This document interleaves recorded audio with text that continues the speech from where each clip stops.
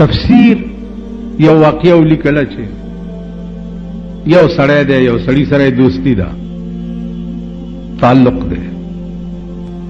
او دومره ګیره دوستی ده دومره ګیره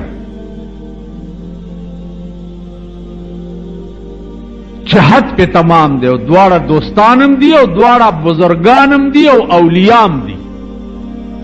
دا یو یاري چرته تلو چراغ نو دابل مړو چې مړو چا ورته وی چې دوست مړ دی وی مړ شو وی چې نو ورنه نه وته د پکټ کې پروت دی نو د خپوته ورته ودرې ورته وی چې سروسی مینا بسارا میروی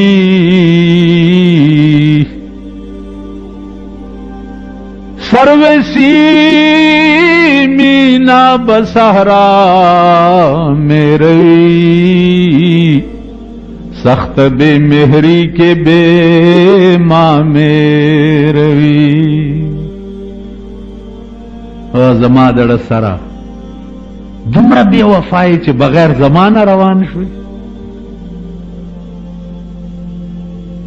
یوازې لاړې د درد ته ګوره د عشق ته ګوره زمونږ استاد هم دوستان اشنایان شته دوستان خو خیر د مارخ پدا دوست موز خو نشته ما تا ورځ یو سړی وی ستا خلې نه ما په عمر کې دوست ټکه نه دی اورېدلې تا چاته دا نه دی ویلي چې دا سړی زما دوست نه په تقریر کې 2 لکه تقریرونه ما ستا اورېدلي نه مجلس کې مې چرته واورېده چې دا پلانې مې دوست دی دا وی چې دا مې آشنا دی دا دوست ټکه مې نه دی اورېدل دا ولې ما وی چې از چې چاته دوست بو امنو هغه خو بیا د سی چې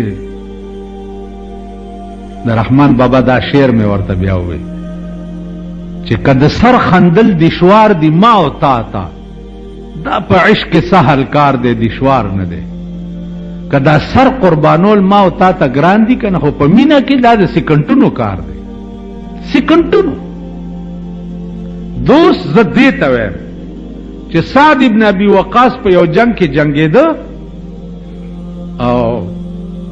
پیغمبر ورته ولاړ دی